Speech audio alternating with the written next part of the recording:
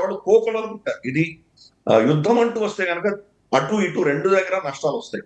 మహాభారతంలో చూసాం, మిగిలింది పాండవులు కృష్ణుడు తప్ప ఇంకెవరు మిగిలిన అందరూ పోయారు. వాళ్ళ సైడ్ ఎవరో ముగ్గురు మిగిలారు. మిగతా మొత్తం 18 లక్షల నుంచి సర్వనాశనం అయిపోయింది. అయినా పాండవులు గెలిచారు అన్నట్టు మీరు అంటున్నారు. వాళ్ళు గెలిచి వాళ్ళకి ఏముంది, వాళ్ళ పిల్లలు కూడా పాపలు అందరూ చనిపోయారు. కాబట్టి యుద్ధం అంటే రెండు సైడ్లు నష్టాలు వస్తాయి.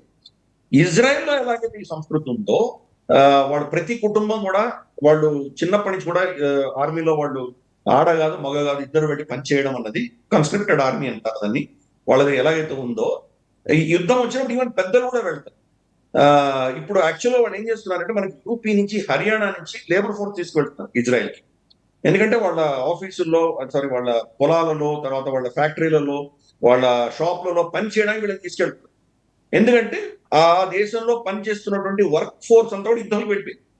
కానీ వాళ్ళ ఎకానమీ నడవ, కాబట్టి ఇక్కడి నుంచి తీసుకెళ్ళారు. ముస్లిం దేశాల నుంచి తెచ్చుకోకుండా ఇక్కడి నుంచి భారతదేశం నుంచి తీసుకెళ్ళారు. కానీ మనం అర్థం చేసుకోవాల్సింది ఏంటంటే ఇదే సంస్కృతి భారతదేశంలో కూడా ఉంది. మీరు హిమాచల్ కానీ, మీరు పంజాబ్ కానీ, మీరు ఉత్తరాఖండ్ కానీ, కొన్ని ప్రాంతాలు జమ్మూ ప్రాంతాల్లో కానీ ఇటువంటి ప్రాంతాలకు వెళ్ళారంటే మీరు కొన్ని తరతరాలు యుద్ధాలు చేస్తున్నారు. వాళ్ళు కనీసం అంటే ఒక 5-6 తరాలు వాళ్ళు ఎక్కడెక్కడి నుంచి యుద్ధాలు చేస్తున్నారు. కాంగడా అని చెప్పి ఒక ఫోర్ట్ ఉంది హిమాచల్ ప్రదేశ్ లో. కాంగడా దేవి అమ్మవారు శక్తిపీఠం కూడా ఉంది. కాంగడా ఫోర్ట్ ఇప్పుడు అఫ్ కోర్స్ ఆర్కియలాజికల్ సర్వే వాళ్ళ కట్టడంలో ఉంది. దాని బయట ఆ కాంగ్రా రాజుల కుటుంబం వాళ్ళు ఒక ప్రైవేట్ ఫోర్ట్ కట్టుకున్నారు. దాంట్లో వంశావళి పెట్టారు. వంశావళిలో వాళ్ళ పూర్వీకులు రాముడితో యుద్ధం చేశారు. లేటెస్ట్ ఇప్పుడున్నటువంటి వాళ్ళ తాతగారు అంటే ఈయనకంటే 2 తరాల ముందర బ్రిటిష్ తో యుద్ధం చేశారు. రాముడి నుంచి బ్రిటిష్ దాకా యుద్ధం చేశారు. అంటే అర్థం చేసుకోవచ్చు ఇటువంటి సంస్కృతి మన దేశంలో కూడా ఉంది. అందుకని ఆ regiments, Punjab regiment, Dogra regiment, Gadwal rifles, ఇవన్నీ కూడాను కొన్ని తరతరాలు యుద్ధాలు చేస్తున్నటువంటి సంస్కృతి మన దేశం కూడా ఉంది. మన దక్షిణానికి పోసే తక్కువ ఉంది, ఎందుకంటే మనం ఇన్వేషన్ చాలా తక్కువ చూసాం. కానీ ఇక్కడ కూడా మనకు కొన్ని ప్రాంతాల్లో మనకు యుద్ధ పటిమ ఉన్నటువంటి వాళ్ళు ఉన్నారు. ఫర్ ఇన్స్టెన్స్ నెల్లూరు నుంచి వచ్చినటువంటి సైనికులు విజయనగర సామ్రాజ్యంలో చాలా యుద్ధాలు గెలిచారు. ఓడిపోయినప్పుడు కూడా నెల్లూరు వాళ్ళు ఓడిపోవడంతో తల్లికోటలో విజయనగరం ఓడిపోయింది. ఈ సంస్కృతి మన దేశంలో కూడా ఉంది. కానీ వాళ్ళకి చాలా చిన్న దేశం కాబట్టి ఇలా వాళ్ళకు పెట్టుకునేటువంటి అవకాశం లేదు కాబట్టి ప్రతి పౌరుడు కూడా యుద్ధం చేయాల్సింది, ఏదో విధంగా యుద్ధం చేయాలి. అంటే శరీరం ఉండి కొంచెం శక్తి ఉండి వయసు ఉంటే యుద్ధంలోకి వెళ్తారు.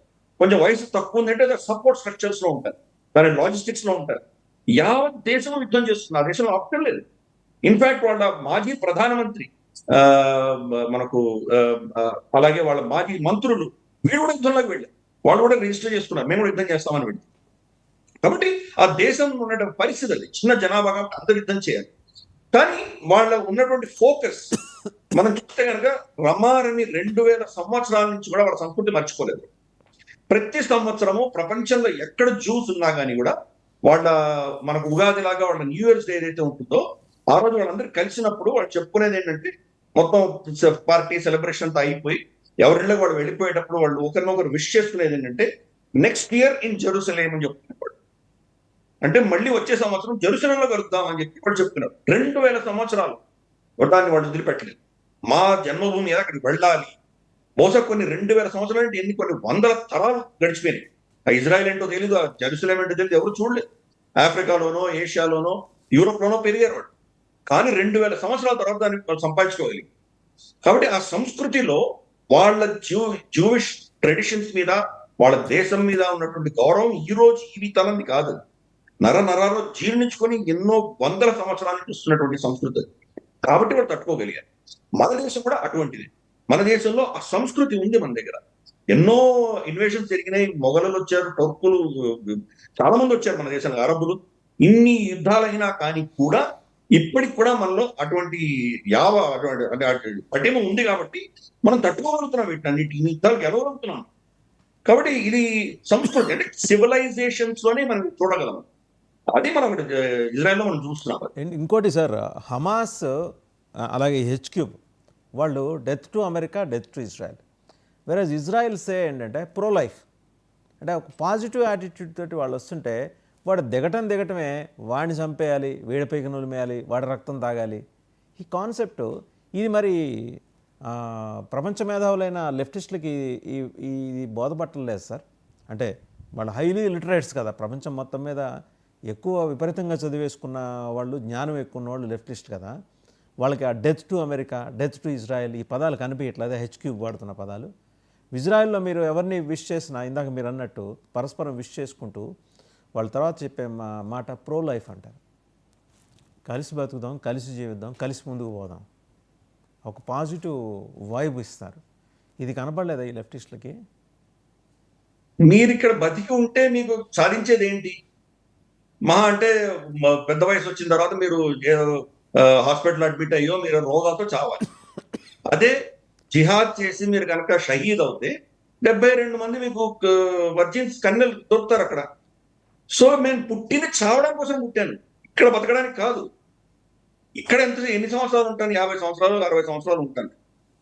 నేను షహీద్ అవుతే, నేను బలిదానం ఇస్తే, జిహాద్ కోసం దీనికోసం బలిదానం ఇస్తే నాకు కొన్ని వేల సంవత్సరాలు వాళ్ళతోటి సంభోగం చేయడానికి నాకు అంతమంది దొరుకుతారు. నా మోటివేషన్ ఏంటి? బతకడం మోటివేషన్, చావడం మోటివేషన్. మీరు చదవాలి ఈ పుస్తకాలు, వారు పెద్దవారు చదువుతున్నారు పుస్తకాలు. ఈ యాక్చువల్గా ఈ యొక్క మొహమ్మద్ అత్తా వీళ్ళందరూ ఎవరైతే మనకు 9/11 అటాక్స్ చేశారో, ఈ సూసైడ్ బాంబర్స్ ఏరోప్లేన్స్ కొట్టారో పెంటగన్ లోను, తర్వాత మనకు వరల్డ్ ట్రేడ్ సెంటర్ అక్కడ కొట్టారో, వాళ్ళ సొంత కథనాలు, వాళ్ళు చేసినటువంటి ఎందుకు చేస్తున్నారు దాని గురించి రాసినవన్నీ మీరు ఆ ఇన్వెస్టిగేషన్ రిపోర్ట్ చూడండి.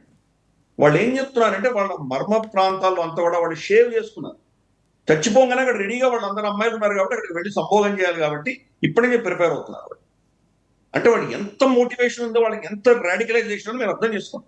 కాబట్టి ఆ మత ఛాందస్, అంటే నేను మతాన్ని తిట్టట్లేదు, మతంలో ఉన్న వాళ్ళు చాలా మంది, మెజారిటీ అందరూ కూడా మామూలుగా అందరూ జీవనం సాగించుకోవాలన్నటువంటి వ్యక్తులే ఉన్నారు. కానీ ఈ భావజాలం ఉన్నటువంటి, ఈ జిహాదీ మనస్తత్వం ఉన్నటువంటి వాళ్ళ గురించి నేను చెప్తున్నాను. వాళ్ళ మోటివేషన్ బతకడం కాదు, చావడం అనేది మోటివేషన్. అందుకనే చావడానికి వస్తున్నారు. వాళ్ళు చనిపోతే వాళ్ళకి జనాజా చదివితే కనుక వాళ్ళకి ఇవన్నీ వస్తాయి అనేది వాళ్ళ నమ్మకం. అందుకనే మనకు పెష్మర్గా అని చెప్పేసి ఒక ఆర్మీ, ఇది నార్దర్న్ ఇరాక్, సిరియాలో ఉంటుంది.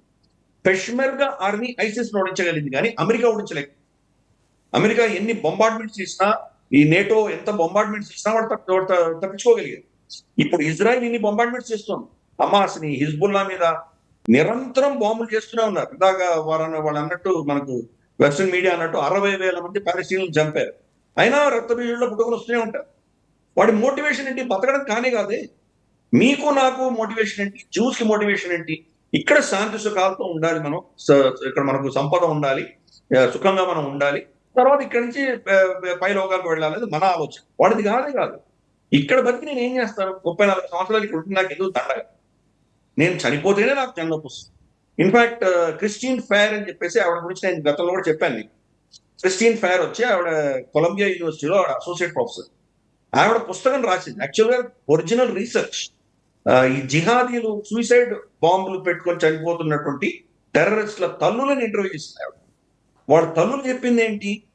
నా కొడుకు షహీద్ అయినందుకు నేను చాలా గర్విస్తున్నా, ఎందుకంటే నా కొడుకు జన్నత్లో అల్లాహ్కి స్పెషల్ రికమెండేషన్ ఇచ్చి నాకు ఉత్తమ స్థానం కల్పిస్తాడు, కాబట్టి నా కొడుకు చనిపోయినందుకు నేను చాలా గర్విస్తున్నాను. ఇటువంటి కొడుకులు 10 మంది నేను ఎందుకు కనలేదు, నేను బాధపడుతున్నాను అంటున్నారు. అంటే ఆ మోటివేషన్ ఎలా ఉందో చూడండి. చావు వాళ్ళకి ఇంపార్టెంట్, బతకడం కాదు. ఈ విషయం తెలిసినప్పుడు వాళ్ళు ఎలా హ్యాండిల్ చేయాలో మీకు తెలుసు. అందుకనే ఇందాక నేను చెప్పినట్టు పెష్మర్గా హ్యాండిల్ చేస్తారు. వాళ్ళు సైకలాజికల్ వార్ఫేర్ గెలిచారు. ఎలా గెలిచారు?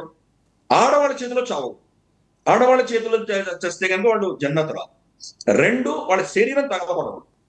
సో వీళ్ళు ఏం చేశారంటే, మామూలు గన్స్ తో షూట్ చేయలేదు, స్పెషల్ గన్స్ ఉన్నాయి వాడి, దాంతో కెమికల్ కొట్టేవాడు.